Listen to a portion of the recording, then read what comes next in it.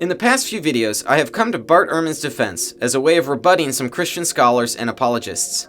The way some of his critics have portrayed Ehrman has not been fair to him. But now I'd like to offer one of my concerns of the young Ehrman, and I hope to do so in a way that is charitable to understanding him. In the introduction of Misquoting Jesus, Ehrman describes his spiritual journey. He conveys not just his conversion and academic experience, but his theological reflection from that period of his life. Discovering what he believed to be errors in the manuscript tradition and subsequent skepticism of the doctrine of inerrancy, he realized the effect this had for his view of the doctrine of the inspiration of the Bible. This became a problem for my view of inspiration, for I came to realize that it would have been no more difficult for God to preserve the words of Scripture than it would have been for him to inspire them in the first place. The fact that we don't have the words surely must show, I reasoned, that he did not preserve them for us. And if he didn't perform that miracle, there seemed to be no reason to think that he performed the earlier miracle of inspiring those words. He reasserts this query. Why should one think that God performed the miracle of inspiring the words of the Bible if he didn't perform the miracle of preserving the words of the Bible? There are 2 points to address here. First is the miracle of transmission. The young Ehrman reasoned, the fact that we don't have the words surely must show that he did not preserve them for us. In the recollection of this thinking, Ehrman communicates a quick conclusion. What I mean is that Ehrman does not provide for us what his rationale was between these two steps. Granted, Ehrman was writing Misquoting Jesus 30-some years after these events, so perhaps his memory was not as vivid as, say, someone who witnessed a healing of a paralytic man amongst a public audience. My concern is that the rationale for this step in conclusions was hasty. Why should we believe that God would continuously work a miracle of transmission through the generations of humans, instead of allowing the course of natural providence to do the job?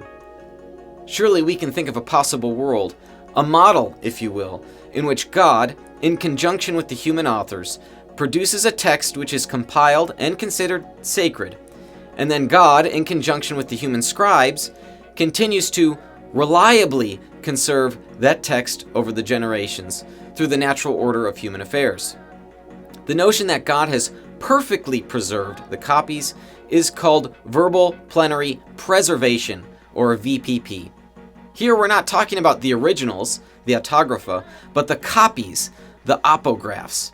This is the sort of stuff you'd hear in KJV only or King James only circles and other cultish sects of Christianity. It is rejected by evangelical scholarship. I could be wrong, but it seems that VPP was the desired position of the young Ehrman. Why that was the case, I'm not so sure. But perhaps what we are considering here is what it even means for God to produce or act in the course of human affairs. And this is where theologians and philosophers can offer a helping hand to New Testament scholars. Nicholas Wolterstorff, the Noah Porter Professor Emeritus of Philosophical Theology, has written a book called Divine Discourse, Philosophical Reflections on the Claim that God Speaks. If you're wondering what it means when Christians say, God spoke, or God is teaching me, or God did this, then this book will be of interest to you. Let me give you one quick example because it relates to our next point on inspiration. In New Testament studies, scholars recognize that sometimes Paul, or even some other author, used a scribe. That scribe was the mechanism through which the words of Paul were communicated. Likewise, the human authors of the Bible were the mechanism through which Christians believed the words of God were communicated.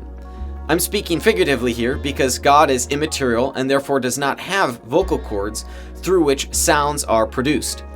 Theologians have a continuing conversation over what it means when we say that God speaks, with three competing theories: univocal, equivocal, or analogical predication. But now we're just diverting from our subject matter. Unlike the scribal analogy, theologians reject the dictation theory of inspiration, and instead affirm what is called verbal plenary inspiration, or VPI, that all of the words of the Bible are the God-breathed words. Humans are the mechanism through which God spoke, but they are not merely a mechanism. Humans have personalities, intellect, agency, etc. All of this to say, it seems that there still needs to be a case, and a successful one at that, to be made for verbal plenary preservation.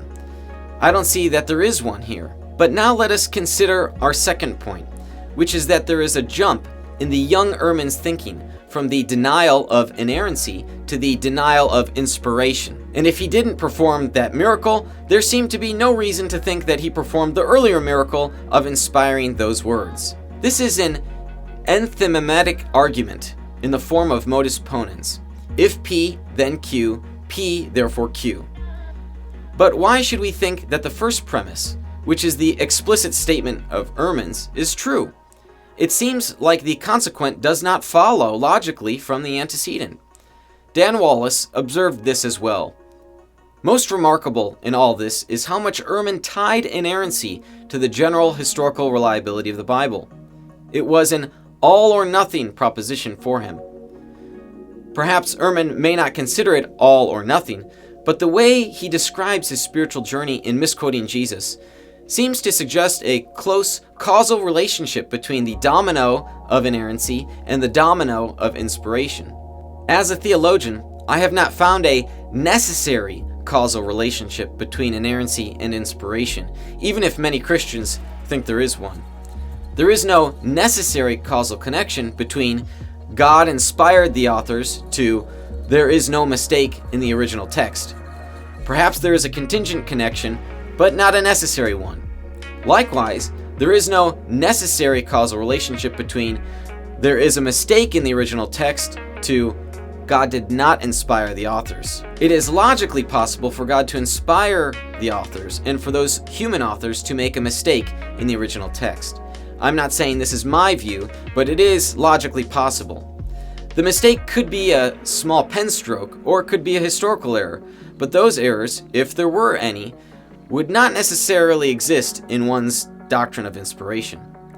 So, like with VPP, it seems there still needs to be a case, and a successful one at that, to be made for the argument that, if he didn't perform that miracle, there seemed to be no reason to think that he performed the earlier miracle of inspiring those words. Of course, if God does not exist, then it's obvious that there is no God to inspire the words of the Bible. But that's not the claim being made here. Let me close by circling back to our subject's spiritual journey. In 2018, Ehrman said, I opened my mind to just exploring it, not because I thought there were mistakes, but because I thought, well, if there aren't mistakes, I won't find mistakes. And I started looking.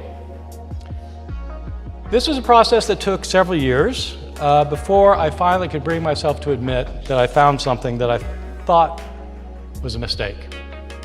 And then I started finding more and more and more. It ended up seriously affecting my faith.